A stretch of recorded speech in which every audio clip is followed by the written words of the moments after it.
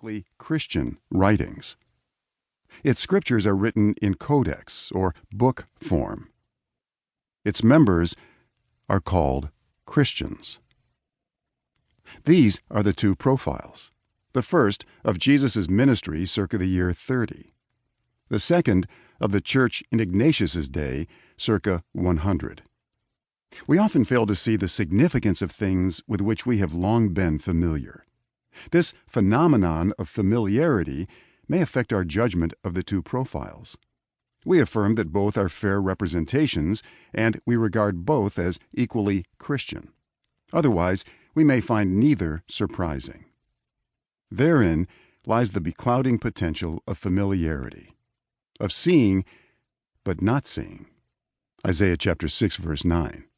For not one item in the second profile is the same as in the first.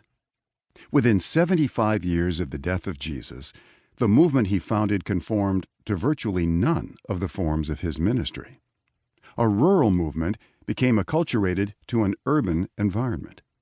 A Jewish movement became primarily Gentile.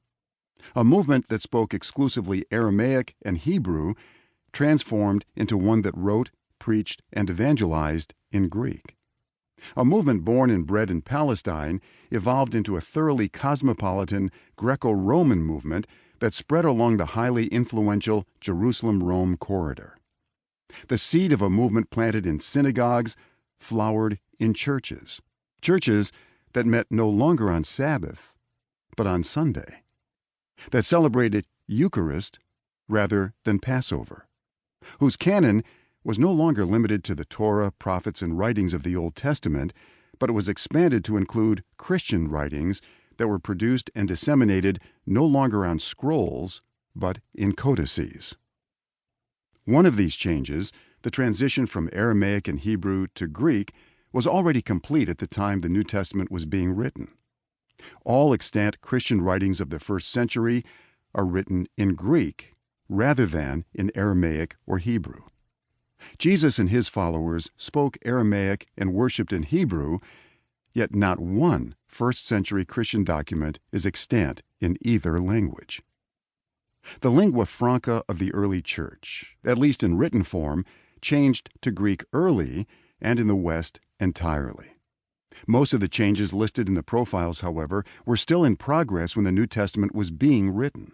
Descriptions of the Jesus movement as the Way, saints, or brothers and sisters, for instance, were in the process of yielding to the name Christian, first given in Antioch, Acts chapter 11, verse 26.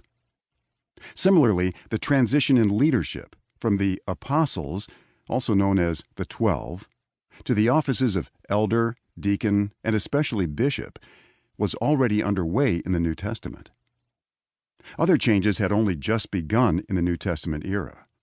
It is unclear, for example, whether Jesus' followers were worshiping on Sabbath or on Sunday, or perhaps on both. The single greatest change occurring in the early church was its separation from the Jewish synagogue, which took place sooner in some places, later in others, but eventually in all. And finally, some changes had not yet begun. The formation of the New Testament canon, for one, lay in the future and is mentioned in neither the New Testament nor the Apostolic Fathers. We devote individual chapters to each of the previous changes, seeking to follow each transition from the Jesus era to the Ignatius era. Some of the transitions leave a rich trail of evidence, others a faint trail, and some almost no trail. A single and momentous reality emerges from them, however, and towers like Mount Rainier above Puget Sound. Within a 75-year period, the span of a single lifetime, the Jesus movement had become the Christian church. How exactly did the movement that was begun by Jesus become the church described by Ignatius? The answer to that question is the focus of this book. Parsing the profiles. Why is the quantum change from Jesus' ministry to the early church of Ignatius' time seldom recognized and explored? One reason is historical bias. Histories of early Christianity generally regard the time of the apostolic